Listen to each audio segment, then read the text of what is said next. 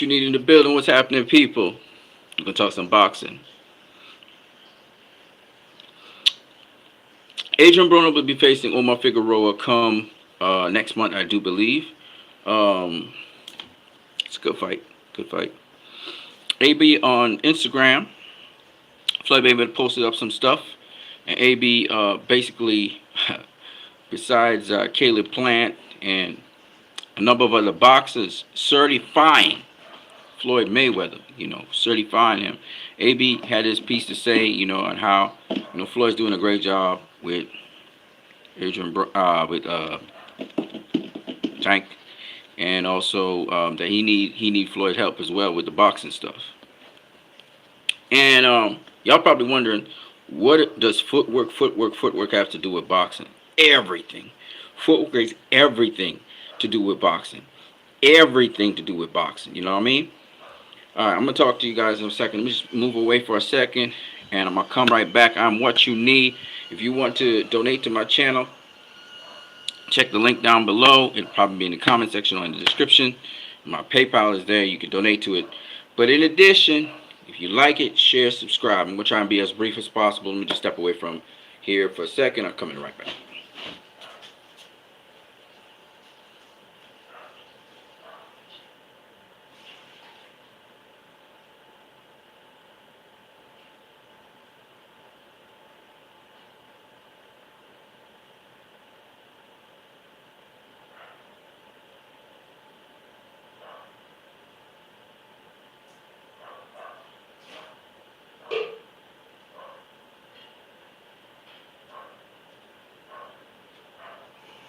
Footwork.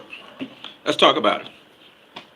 So there is a series of drills that kind of run together in pad work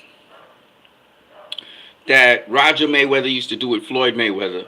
So they elaborate drill where you're actually doing very different things. You're slipping shots, you're countering, you're blocking shots, different ways. You're countering, you're pull countering, and all of that stuff is found in this particular mitt work, integrated kind of mitt work that Roger Mayweather does. Each move has a significance to it.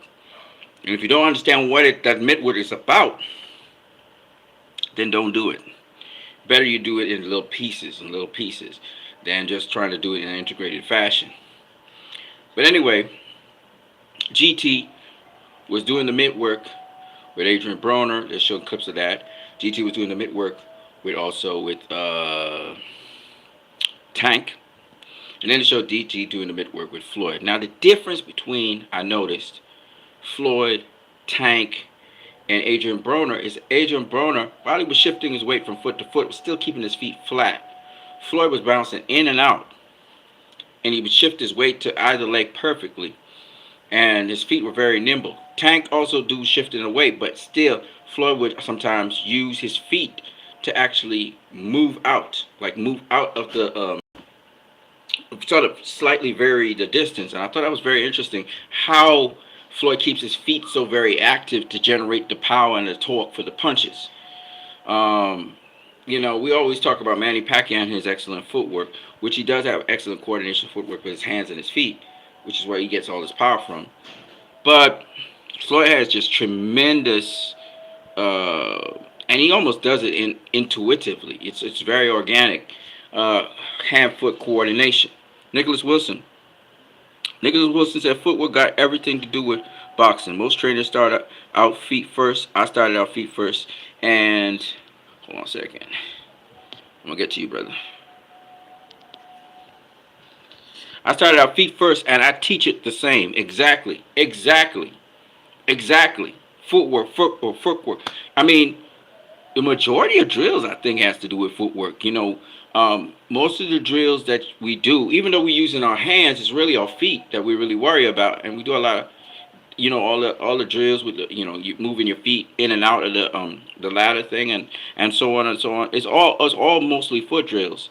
You're trying to train your feet how to behave when you're boxing. Because you're not walking like normal. You're not taking the usual steps like normal. You're not. You're doing things a specific kind of way. So if you can't work your way around the ring with your feet, then what's the use? Like, I agree with you 100%, sir. Anyway, back to what I was saying. So I was looking at it. Broner's footwork, he got to get his feet up in order. I was listening to Boxing Gems. Boxing Gems said something really awesome. He was saying that when Floyd does certain things in boxing, there's certain things that other fighters can't do because they. I take Teofimo Lopez for example. A lot of people buy into the bullshit that Floyd's defense is, the Philly shell or the Michigan's half guard or rolling punches, right? They don't understand that that is a part of Floyd's defense. But Floyd uses many different forms of and different skill sets in his defense. And another thing that a lot of people don't understand, a lot of people, because of the casual fans trying to dilute down, back foot boxing. It's a very important part of boxing. Because they try to dilute it down, say it's running or whatever, a lot of people are under the false impression that Mayweather is defensively minded only. And like he doesn't produce much offense. Which is so much, it's the absolute opposite. In fact, if you look at any Mayweather fight, and you look at a Pernell Whitaker fight, Pernell Whitaker throws more jabs, right? But in terms of power punches, in terms of variety and offense, Floyd Mayweather is a much more active fighter than Pernell Whitaker, Nicolino Loach,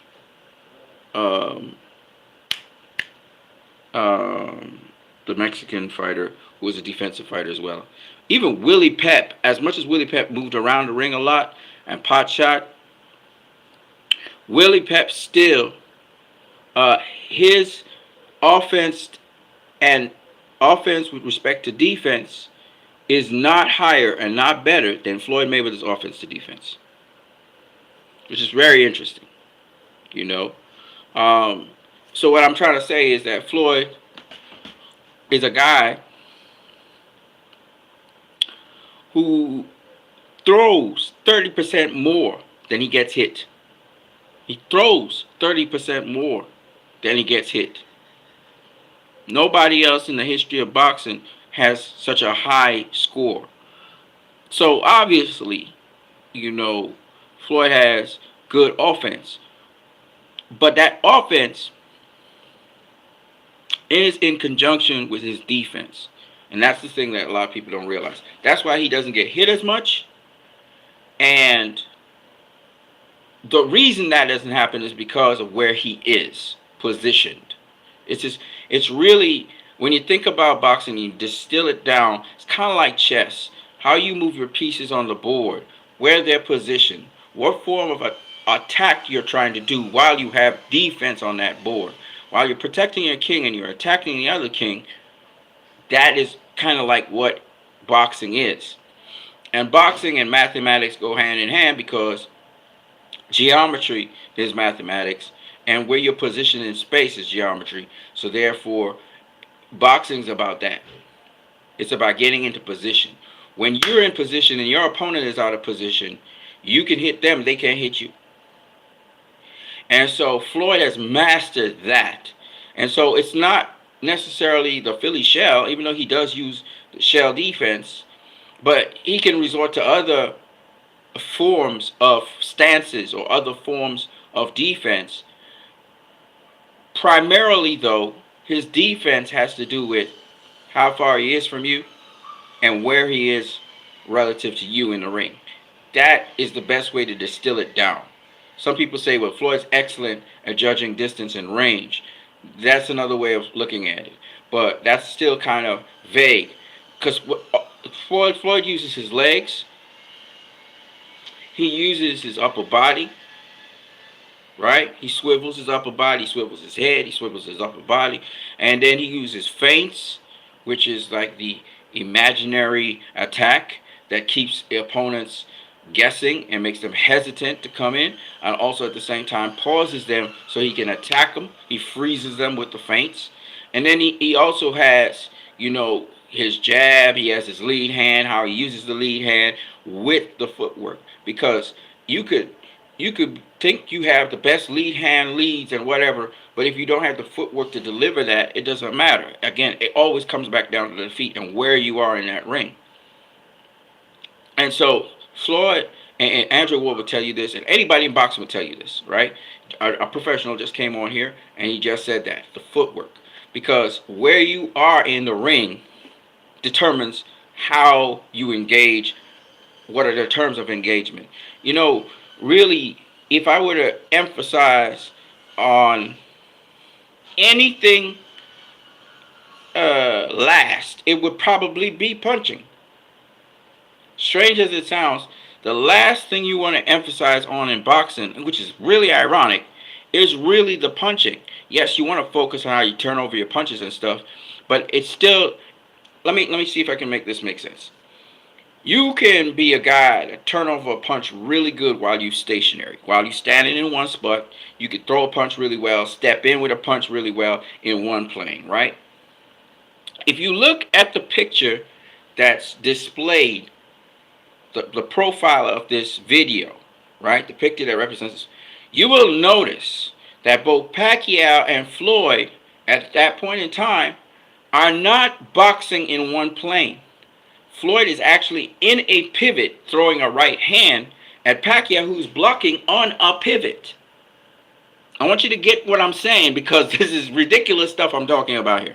And the only reason both guys could do what they're doing is because both guys have incredible footwork. What got Pacquiao past a lot of opponents was that the opponents didn't have as good a footwork as he did and as quick feet as he did. So he was able to get away with pivots around them and be able then to launch his attack on them successfully. And so location, location, location, footwork, footwork, footwork. I would tell anybody who wants to really be good in boxing, besides the usual conditioning and getting your body stronger, the neck exercise, and all those other exercises that you have to do to get yourself strong and sturdy, sparring bigger guys, whatever, is work on your feet. Work on your feet. Why did Canelo Alvarez lose to Dimitri Bivol? Because of the feet. Why did Joe Smith Jr. lose to Artur Beterbiev? Because of the feet. Why did Brian Castano lose to Jermell Charlo? Because of the feet. Jermell Charlo had an extra wrinkle in the game where he knew how to move himself around the ring and position himself in manners where he could steal shots on Brian Castano and slow him down. And he was also able to some degree, control the range at which, as we say, the real estate at which the fight took place with his jab and with some other defensive maneuvers like rolling in and clinching, rolling in, and then spacing out with the forearm to throw his shots. Sometimes it would be he would go back against the ropes and then roll under shots and out and pivot out. But again, all of these things are facilitated by his footwork. And the footwork allows you that timing, that movement, that distance, that control of range, that control of distance. And also, you can put in special effects. You look like you hear in space, but then you turn your body in and you realize, like, the guy gets nailed. He realized, oh, shit, I walked into that shot. You know? And so, it's all of those things that make for boxing being very interesting. And as you learn boxing, you realize how important it is to, one, have no, Mikey Garcia was saying the same thing when he was facing Errol Spence. He said it's where you put your feet in space will determine if you win a fight or not, right? Because let's say, for example, Artur Beterbiev decided he wasn't attacking weak side. He was going to come straight down the center against Joe Smith Jr. What would have happened? Joe Smith Jr. would have a greater possibility, unless he rolled under the punches, of nailing Artur Beterbiev with his right hand. And his money punch and his punch that knocks out people is his right hand. That's where he hurts people. But Beterbiev decided to take away Joe Smith's right hand. And so when Joe Smith was coming straight down the center, Artur Beterbiev is off to the side. He just torque in and nail him, right? People said Joe Smith Jr. don't have no head movement and blah, blah, blah, blah, blah. It's not that. It's that Artur Beterbiev is nailing him down a different line. If I'm in right directly in front of you, I can get out the way of the punch, right? I can get out the way of your punch. But if I'm off to the side here, I can do that same movement and it don't really matter because I'm still gonna get hit, right? So it has to do with angles, right? It's not that Joe Smith Jr. don't have head movement. It's that Bitterbiev keeps on going off to the side and then coming over the top with the shot, and so that's how he's nailing him because he's actually Joe, and Joe is making it easy for him because he's baiting him in. So you take a half step back, boom, right? Half step back and boom, right? Because the guy's coming in. He's making your job easy, right? You don't even have to worry about reach because he's making it possible for you to get into the pocket and you just time him and then boom, right? So angles, and again, that's set up by the feet. Now I was listening to Three Kings Boxing, really great thing. I agree with most of the things they say. Now, but they were saying that Joe Smith Jr. was doing some Artur Beterbiev was doing something real simple in that he was circling to the weak side of Joe Smith Jr. and taking him out. Now it sounds simple, but I'm gonna just make this abundantly clear. Now a lot of fighters can do it, and they do it, but I want to say it's not that simple. Okay, um, why I say it's not that simple? Let me make it abundantly clear. It takes a certain degree of understanding of boxing. You know, as Coach Eric Bradley would say, you need to understand what remote footwork is, or how you keep your upper body in one plane, and then when you're ready, you torque it into the plane that you want. You know, Floyd did that to Pacquiao, where he had his body in one plane, side on, and Pacquiao was thinking, okay, I got him here, and then he just torques it in, boom, it's a trap. It's almost a trap, right? And especially if you're off to one side at an angle, you get to torque that thing in really nicely and nail the guy. So, it's not as easy as it sounds, and it's something you have to like know many years before to get it, to master it. You know, the elite boxers, some of them have it and some of them don't. Um, but the thing that I'm coming with, so that you guys can understand, is that Artur Beterbiev, what he did. Now I've seen Beterbiev do this before. By the way, I've seen him do it against Callum Smith. I've seen it. Callum Johnson. Sorry, I've seen him do it against. There was another guy he boxed. So he had boxed, or I just can't remember the guy's name right now, but I think he was a former world champion. I'm trying to remember the name. I think Bernard Hopkins beat him as well. That's how I knew Beterbiev was a thinking fighter, because I saw him counter guys, and he used that same sort of technique. So it's not. I've seen him back foot box before. I knew Artur Beterbiev could box from before. He's good. I'm not saying he's the greatest boxer. I'm not saying he's a master boxer, but I'm saying he's good. He's competent. And what I'll say is that what we see is that effective boxing, and this is why it's so important, and that's why I say footwork. Effective boxing starts with the feet, which means if you don't know, shout out to Christopher Smith. I was shocked to see Joe Smith finish so quickly, so reckless. I don't think he was reckless. I think he tried to do what he knew how to do. He was trying to land that right hand, obviously. He had a little success initially when he started to throw the jab and come in on, and he was staying off to an angle. His head was off center. He was coming in off Beterbiev, but Beterbiev would keep on circling him. And because he's circling him to the weak side, you know, Joe Smith Jr. never picked up on that. He never closed the angle off, you know. And, Joe, you say he's dropping his left hand, but how can you drop your left hand? Listen, watch me here. I'm off to the side here. My shoulder's supposed to protect me somewhat, and I'm jabbing this way, okay? So, obviously, when I come back here, my hand's going to be here because my shoulder's supposed to protect my hand. But here's the thing. If I am slightly at an angle like this to you, and I'm reaching for you like this, my chin's going to be out here. See? Because I'm reaching. And why am I reaching? Because guess what Beterbiev is doing? Beterbiev, he keeps on taking that half step back, right? So if I take a half step back here, and then I come here, right, and I hit you the right hand, obviously, it's going to come across the line, and it's going to hit you at an angle something like this. I'm coming in this way, right, instead of directly in front. Because remember, he's jabbing. So the jab's supposed to keep the guy at bay. So the jab's supposed to keep the guy at bay. But he's able to come over the top of the jab because he's on this side of the jab. He's not here. He's not directly in front of him. If he was directly in front of him, then he has to stay outside the pocket. But he steps back over to this side of the jab. He steps back here, and that's why he's throwing the punch this way. That's why he clips him. You have to be able to see it. All right? So that's how he keep on nailing him. You see? Now,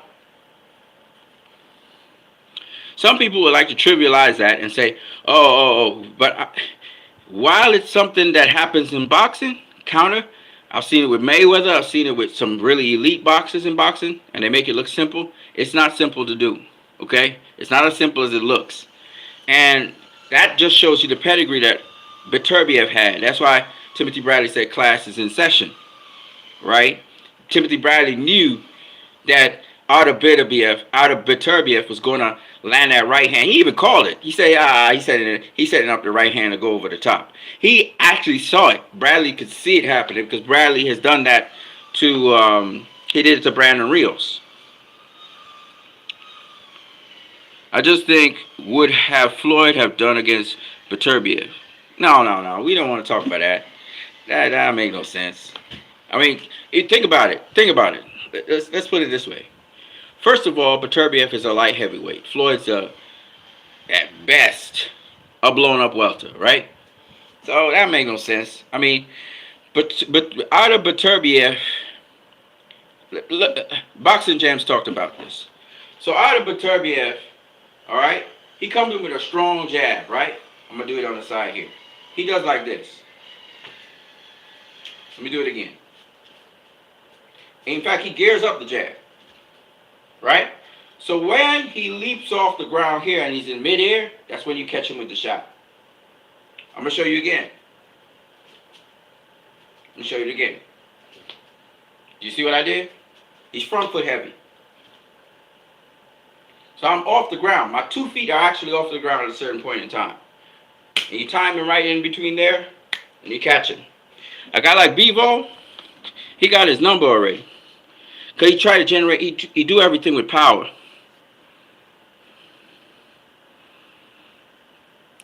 Andre Ward, no. Andre Ward is a wizard with the jab. Andre Ward is a wizard with the jab. Okay, so Artur Beterbiev, it's really, I don't want to say how to beat him, but I gave you one. Boxing Gems covered it.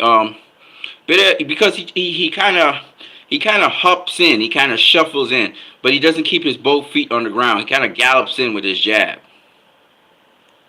You see, and that's where Bivol will catch him. He will catch him with that. He'll catch him slipping there. Bivol's a master at the jab. I mean, he uses different jabs.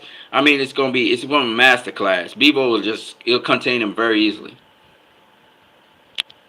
Like I said before, I think Bivol is the best light heavyweight in that division.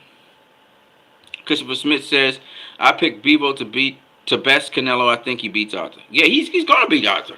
Not if, but, so maybe. He's going to beat him. That's why he wants that fight. Bivol wants that fight really badly. Yeah, because Bivol's a master boxer. Now, Bivol versus Andre Ward would be interesting for about 5 rounds, 6 rounds. It'd be interesting. But Andre is a lot more layered than Bivol. Andre uses certain kinds of feints.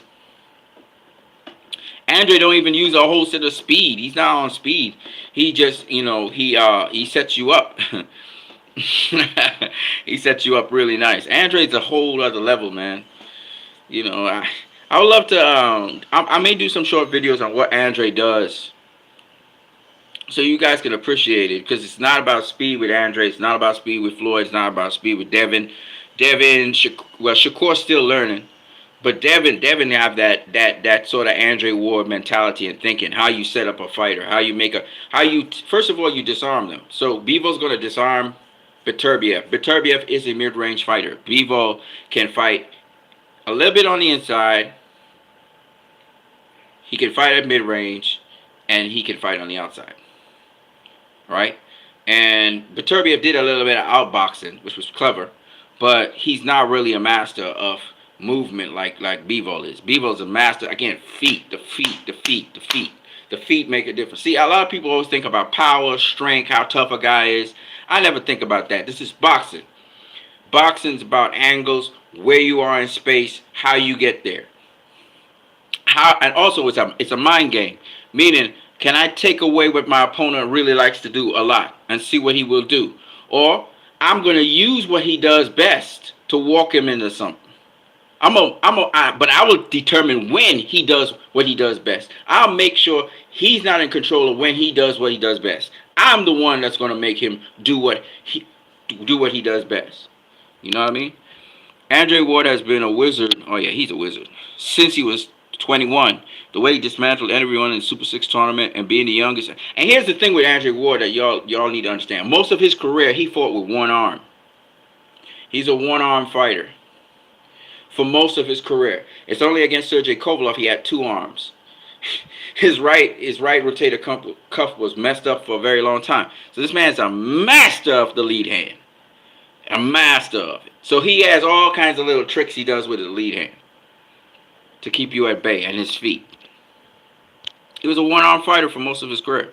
Poopy Sister says, who you got in their prime? Pacquiao versus Zab. I still got Pacquiao. Zab's faster, but I think Zab doesn't make the wisest decisions. He's going to go for an all-out war with Pacquiao.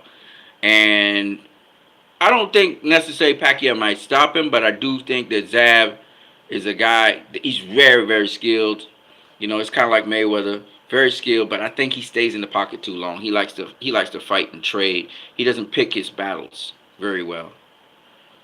Christopher Smith says massively underrated. Andrew Ward's a master, man. Andrew Ward stepped up to James Toney and said, "You want a piece of me?" in the Hall of Fame. And James Toney watched it in hard. He was left-handed, but he used the left as a jab. Yeah. Andrew Ward was something else, man. Andrew Ward was something else. I mean, something else.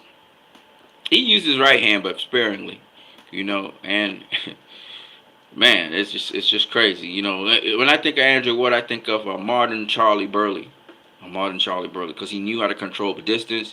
He knew how to keep range. He knew when to fight on the inside. You know, he knew how to intuitively. He knew how to break down fighters, mentally and physically. You know, so that's the thing with Andre. He's something else. He's something else, man. And he got the will to win. You know, so incredible fighter. Yeah, but yeah, footwork. Footwork is everything. You want to go places in boxing, and you wanna not be.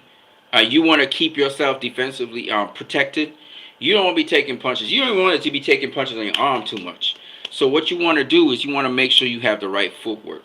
And so at different ranges, you have different kinds of footwork. So I'm see if I can break it down a little bit for you guys so you understand. Christopher Smith says, let's talk to Evan Haney, undisputed at 23 years old. Yes, sir. So first of all, if you are, say, on the outside, okay, and you're circling a guy on the outside, now you don't have to circle a guy all the way out there like how Guillermo Rigondeaux was circling John Ray Casimir. You don't have to make the whole length of the ring and all that bullshit, right? Even if the guy's coming in, charging in at you, you just a simple pivot out the way, and he's charging at thin air, okay? So one of the things that Floyd would talk about, and you would see Floyd do, you would see Shakur Stevenson do in a much more precise way, is I don't want to be too far away from you. I want to be right on the edge of the pocket where if you get too close to me, I have a way of being in position to counterpunch you. So, if you're on the outside of the pocket, stepping around in the outside of the pocket like this, right? All right, you're moving on the outside of the pocket right here, right? Okay. You're on the outside. The guy, so I'm a jab length width away from my opponent. If my opponent has a longer reach than me, it's a little bit longer. It's whatever his reach is. I'm on the outside there, right? Now, understand, if I'm circling my opponent, I can't do like I want to get away from him, right? And that's the problem. A lot of people think back foot boxing is about getting away from your opponent, right? Running away from them, right? It's not. Back foot boxing is not about running away from your opponent. You're trying to get to your opponent, but you're trying to do it in a manner that's smart. Okay? So if you're on the outside, your pivots are going to be wider, and you're going to be on the outside. And you can vary the range. You can go into the pocket by leaning in and out of the pocket. Okay? Or you can go into the pocket by you stay in front of your opponent somewhat. You know you got the advantage area. Slip into the opponent, throw the shot, and then slip back out. Okay? And you keep off. You slide in with the front foot, back foot's anchored, right? Or you slide in with the front foot, pivot after you throw the shot, and slide out at another angle. Okay? So that's if you're outside the pocket. Now if you are inside the pocket at mid-range, so we're closer about here, right? Okay, we're inside the pocket. Now you're taking these small little pivot steps, okay? You're taking these small little pivot steps, and you may be changing levels, right? You may be changing levels, okay? You may be, depending, you may have all your weight on your back foot, or you may have all your weight on your front foot, or you may just be sitting middle here. But whatever it is, you're waiting to counter. So you catch, counter, right? You catch, counter, or catch, you catch it, or catch here, you catch a roll, or you catch here, you catch here, counter, right? So in there now, you may have an ability to do this. Sharp pivot. So you have a 90-degree pivot this way. I just pivot 90 degrees. Okay? 90-degree pivot, which will form a T angle. That's if your opponent doesn't pivot with you. Okay? You can do 180-degree pivots, which don't make no sense right now. But you can pivot the other way. But to pivot the other way, it's like this. You slide in, and that's the pivot right there. You slide in. So you're not going to cross your feet and go across like this, right? You slide and you're off to the side. Whack! Right there. Okay? So you can get to either side of your opponent that way.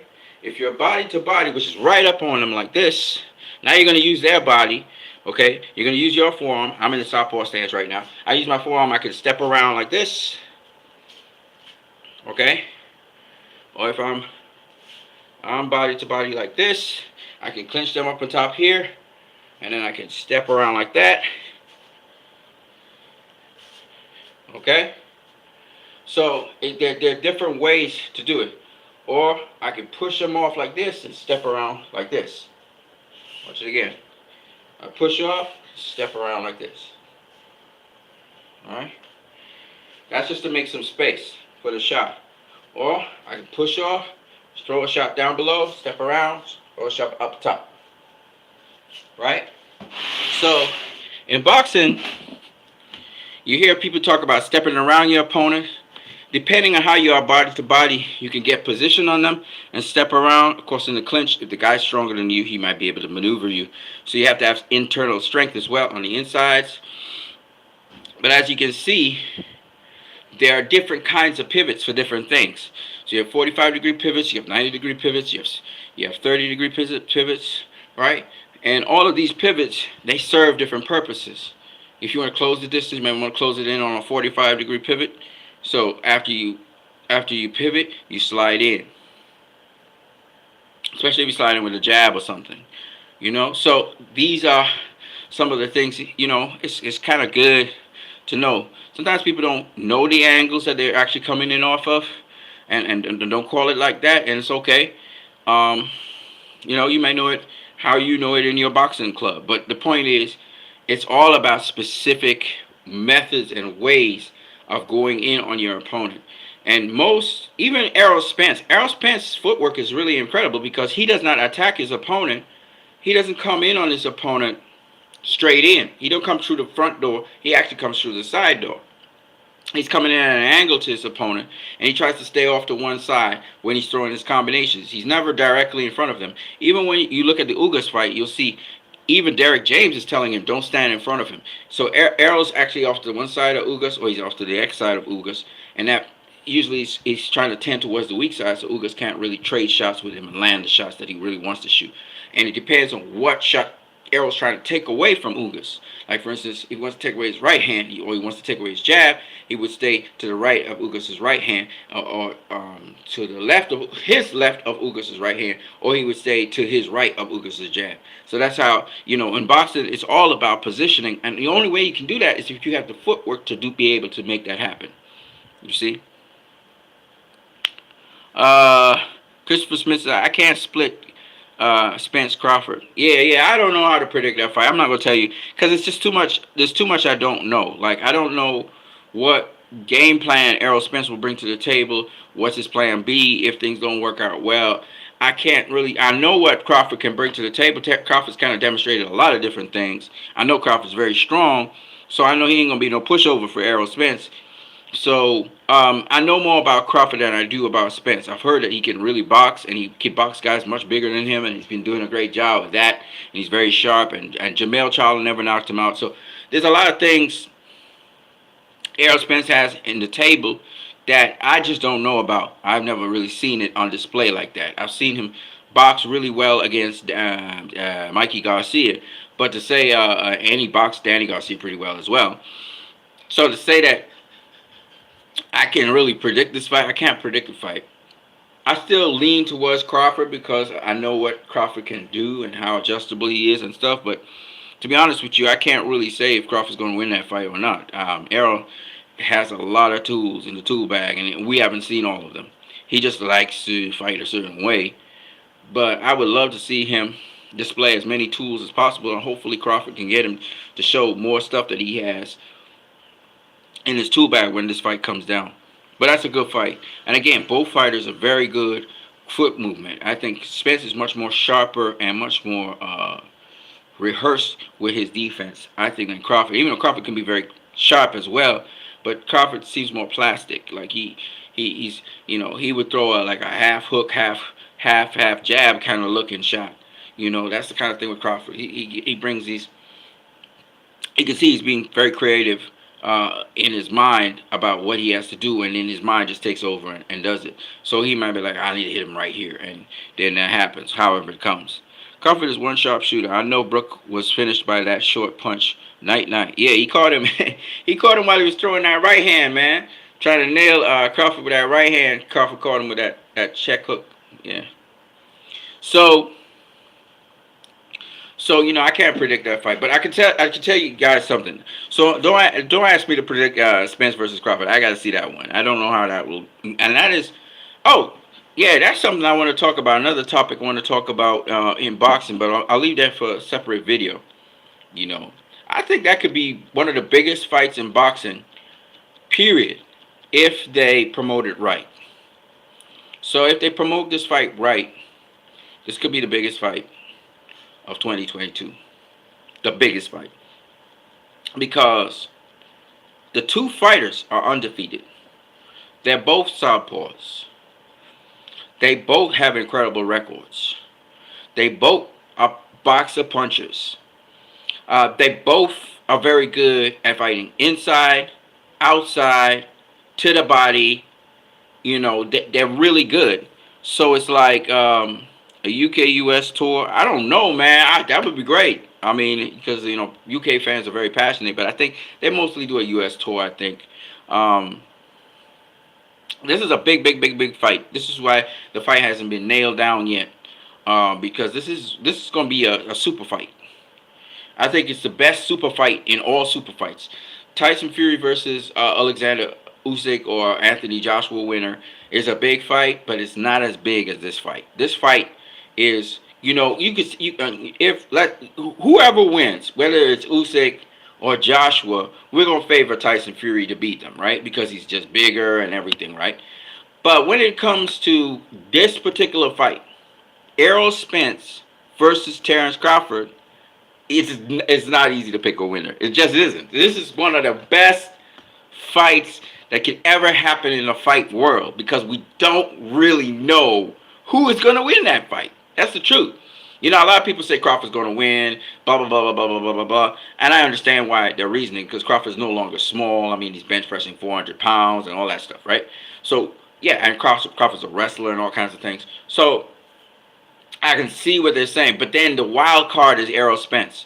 Look, Errol Spence came back from a car accident. Then Spence came back from an eye injury. And this motherfucker he just getting more and more savage. And we know he's training right now. We know he's training for this fight. So and we know Errol's strong. So it's like, I know Terrence has taken care of himself his whole life and his career. And this is the reason why, I side towards Terrence Crawford. Because as much as at first I was saying he's too small, now he ain't too small. He's proven that he stopped showing Porter. Come on now. So he ain't too small anymore. So now this is a super fight. This is definitely a super fight. When this is announced, and I think it's about 5 years in the making, whatever it is, this is a super fight, y'all. When this gets announced, Crawford's about 34 years old, but he's still not over the hill. This is going to be an incredible fight. Most of these top guys are African descent, so make it happen. Yeah, I'm just saying. I mean, they could have been white guys. It didn't really matter to me. It's the skill set I look at. It's the background of these two guys. It's just incredible. I mean, this is the mega fight, okay? They don't get better than this, all right?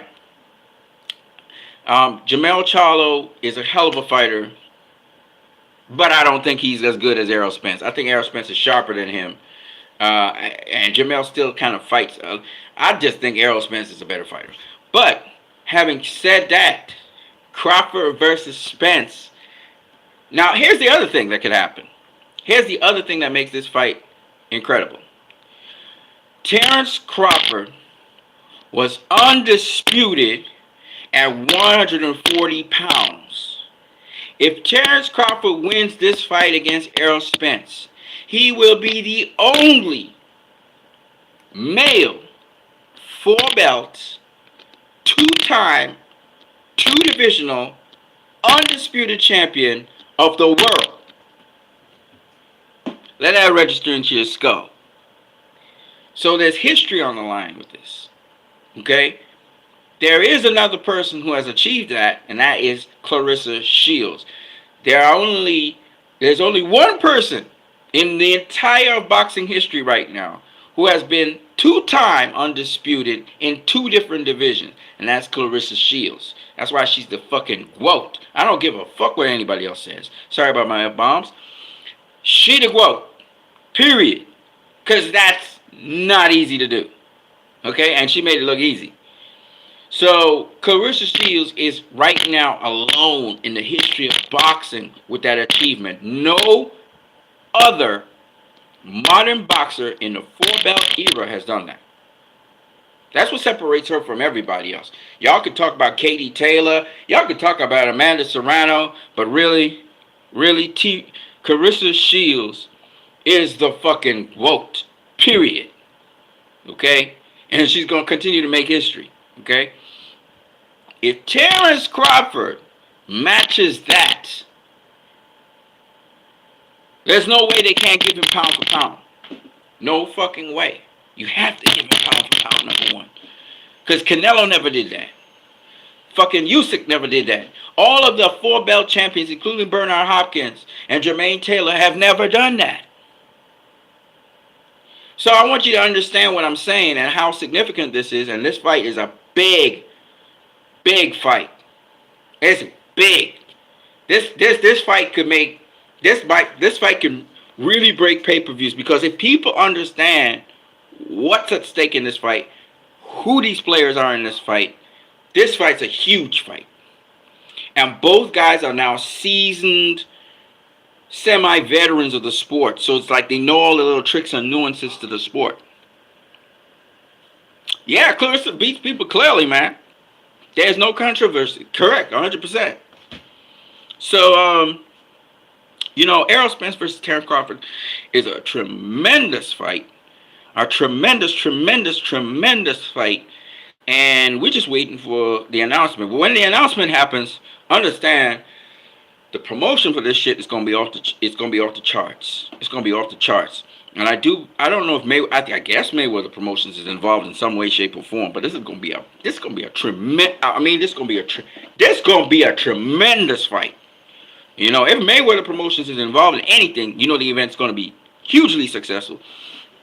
Gervonta Tank Davis versus Rolly Romero, which is an inferior fight to that fight, did 200 to 300 pay-per-view buys. All right. Now think about Terrence Crawford versus Errol Spence. Okay, that fight, shit. That fight is gonna generate, especially if Mayweather Promotions is behind that shit, promoting this fight. If they get Leonard Ellaby behind it and stuff, and they promoting the fight and they're gonna make the fight as big as possible, this could be incredibly good. This could be a tremendous fight.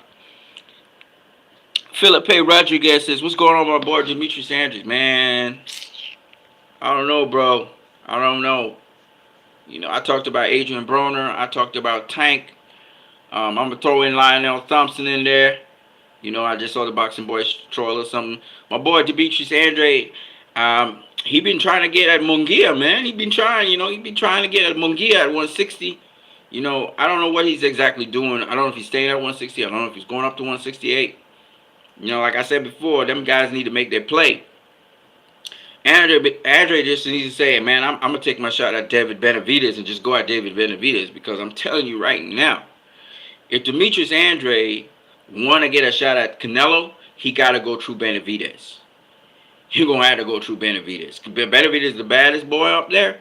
You got to go take on the baddest boy, knock him down, and then you got a name on your resume and a former world champion, which you ain't got on your resume. So if I was Demetrius Andre, I'd gunning for David Benavidez with everything, my heart, soul, spirit. You know what I mean? That's the dude. They avoided him. Go to the guy that they avoid. Take on that guy and win. And you will get Canelo. That's how it works. And if not, you're going to get a lot of respect. You know, and David Benavidez, he game too. You know what I mean? If David Benavidez win, that just endorsed David Benavidez. Now he got a name on his resume. Demetrius Andre, the most ducked and avoided guy in the sport of boxing. One of the most ducked and avoided guys. So if he gets to win, that's tremendous for him. And now Canelo has to face him. You know what I mean? So however I look at it is, all roads, they need to go to David Benavidez. And they need to, and whoever won a shot at Canelo need to go through David Benavidez. And Canelo actually said that. He said to Jamal Charlo, "You want me? Go through David Benavidez." That's exactly what Canelo said. He want one of them guys to face each other so they can build a legacy off of each other's name. Somebody gonna knock somebody off, but at the end of the day, I actually got somebody with a name that I can beat. You know what I'm saying? So that's what Canelo want to do. And I'm saying, I truly believe Canelo's going to face David Benavidez. So if these guys are smart, if Andre or Charlo, I mean, if you guys can't realize David Benavidez is the key to Canelo, then y'all crazy, because that's who Canelo's going to go after. After he's finished with Triple G, he's going to go after David Benavidez, and then he's going to jump up and face Dimitri Bivol. That's what I think is going to happen. That's the way how it's going to go. So and Canelo's not coming back down to 168 after that. So if they want a shot at Canelo, if Andre really want a shot at Canelo, if Charlo really want a shot at Canelo, you got to go through David Benavidez. You got to make that fight with David Benavidez. Make it happen. You know, and David Benavidez right now, I don't think David Benavidez have anybody in front of him. So if I was them, man, I'm working my ass off to get at David Benavidez. That's what I want. You know, fuck the Jaime Munguia and all them other guys. I'm gunning for David Benavidez, because David Benavidez is the key to Canelo. Whoever steps up and faces David Benavidez, and if they beat him, they gonna get Canelo next. That's how it works. If David Benavidez beat them, he's definitely gonna get Canelo next. That's how it's gonna work.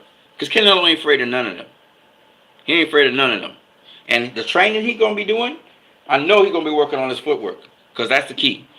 The training that he's going to be doing, and hopefully he gets a veteran trainer in there with him. The training that he's gonna be doing, shit. He said it himself. I'm never gonna lose again. You know what I mean? He's determined to find a way, just like how Anthony Joshua right now is determined to find a way to beat Usyk. He's determined to find a way, so that he's a winner, and that's all he's doing is winning from here on in. And there'll never be no question because he's been outboxed a couple times. He need to move his feet so he won't be outboxed. You know what I mean? It's his footwork. And it's not so much his footwork. He knows what to do, how to move. He just don't have the stamina to keep it going. You know? So he has to work on that. And he works on that, shit, nobody beating Canelo. Nobody's beating Canelo. That's how I look at it. But it's a lot of work to put in, so we'll see. I mean, he has to get the right people around him to make that happen. You know what I mean? Same thing with Adrian Broner. Adrian Broner, his feet let him down.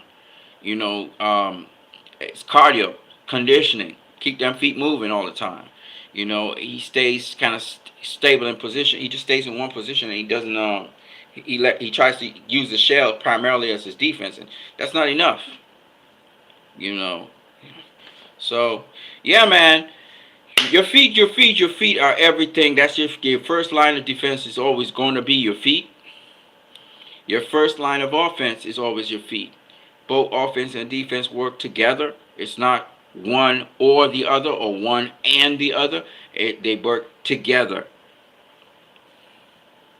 Christopher Smith says good night. Good night to you, brother.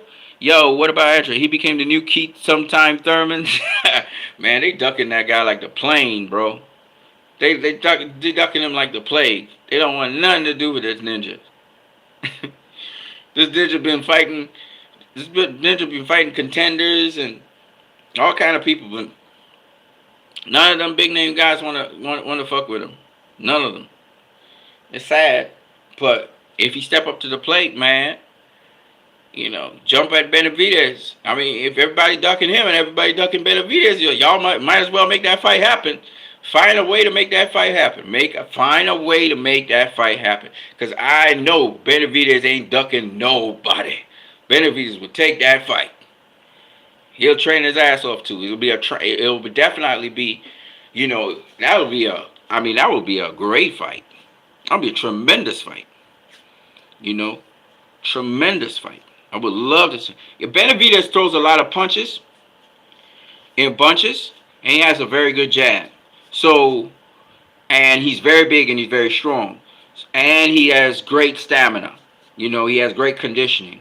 So guys like Charlo, you'll hear them say, man, that guy's a cruiserweight. Because you know who David Benavidez is like, but he's a much more skilled version. He's a much more skilled version of Brandon Figueroa. So Figueroa went up against Stephen Fulton. And you see how he leave with either hand and shit? And relentless pressure? That's David Benavidez. But David Benavidez got better defense. Uses the stick better. Walks down fighters much better. Has better defense going backwards. The only difference is, just like Brandon Figueroa, just like a lot of those pressure fighters, he really more flat-footed than he is. He's explosive and everything, but he's more of a flat-footed fighter. And he can take certain punches because he's a big guy and keep coming, So Ronald Gavril showed us, once you got a good little stick, you got a good jab, you got good footwork, you got reasonably good speed, good timing, you can give David Benavidez problems. And we've seen it a couple of times with, low-tier guys where David Benavidez be beating their ass up. So a guy like Jamal Charlo, he looking at David Benavidez, but he want to calculate. He's like, I'm at 160 still, and I want to see if I can get something at 160 first before I go up. He's dilly-dallying. He's hesitating on it. So he's doing like he want to get David Benavidez, but then maybe when he goes back to his team is advising him against it, and he's like, I want him, but man, my team's saying no. I gotta make up my mind. You know what I mean? And he's thinking about Adrian Broner when Adrian Broner tried to do things his way. What happened? But if you think about Tank chose Pitbull Cruz. Tank was like, bring him on as the last-minute replacement. He didn't want to do Rolly Romero. He wanted Pitbull Cruz. Think about it. Tank didn't knock out Pitbull. He knocked out Rolly, right? Who was the better fighter? Okay then. So that's settled. Pitbull Cruz was the better fighter, right? So, I think Pitbull Cruz is supposed to be fighting for the WBC Eliminator, so he'll be a mandatory for Devin Haney's belt. So that'll be cool. Pitbull Cruz versus Devin Haney should be a good fight. Pitbull Cruz closes that distance. He knows how to slip and slide. That'd be, again, very interesting to see Pitbull Cruz versus Devin Haney. Even though I think Jojo Diaz is a better fighter, but never know. And Pitbull Cruz's small size, it really could work to his advantage, so we'll see. But Javante Tank Davis had faced Pitbull Cruz, so it'd be nice to see Devin Haney versus Pitbull. We got a lot of matchups that would be very intriguing and very interesting. That's what I'll say. But the biggest fight in all of boxing is going to be, and that's all it's just testimony to the fact that Terrence Crawford is pound for pound number one right now. Errol Spence versus Terrence Crawford is going to be the fight. The fight of this year. And probably for decades to come, depending on how good it is. You know what I mean? Errol Spence has been in only exciting fights. And Terrence Crawford has been in very exciting fights. So I look forward to seeing those two rumble. But like I said before, it's all about footwork. It's all about footwork. Don't let nobody fool you. It's about footwork in boxing. Okay, it sounds counterintuitive because you always think it's your hands, it's throwing punches, right? Punch here, throw punch here, and so on. I'm cramped for space. I can't really throw my punches like I want to. But boxing is about, boxing is about movement. It's about finding the right angle, being in position to throw a punch. It's not just about throwing punches. It's about being in position to throw a punch. The guys who just throw punches because they want to throw punches, you get knocked out real quick. All right, so that's what I got for you guys. I'm what you need. I'm going to catch you guys later. Don't forget you can donate via the PayPal down below, as well as you can subscribe and share this content with other people. I've been out with you guys for 57 minutes and counting. I'm going to catch you guys later. Peace. If anybody has any questions, you can leave it in the comment section below. Some people was coming at me about Inui, and I had to defend myself. Again, a lot of people, they're attached to certain guys. I understand you're Chinese or Japanese or Asian, whatever you are. That's cool. I mean, look, support your fighter. And all I'm just saying is, and I heard Three Kings Boxing echo the same thing I've been saying, that, Inui, he did duck John Rael Casimiro. He did duck him. We all know this, all right? And he wasn't enthusiastic about facing the WBO champion. Now that it's Paul Butler, who, Casimiro's got stripped by Paul Butler. Now he's willing to face Paul Butler. Who's Paul Butler? What has Paul Butler done? Absolutely nothing. All right. So that's how it goes, though. That's how it goes in this business. You know what I mean? Casimiro should be facing Inui right now. That's the guy that's supposed to be facing Inui. But hey, it is what it is. But all I'm saying is, all of the pound for pound number one fighters that they put up and they put on this plateau ahead of Terrence Crawford, they all come crashing down with losses. They all come crashing down. All of them. And Terrence is still there at the top. So you have guys skipping the line and jumping ahead of Terrence and getting swatted off. Because Terrence rightfully should have been pound for pound number one many years ago. Let's be real. Anyway, I'm going to catch you guys later. I'm what you need. Peace, people.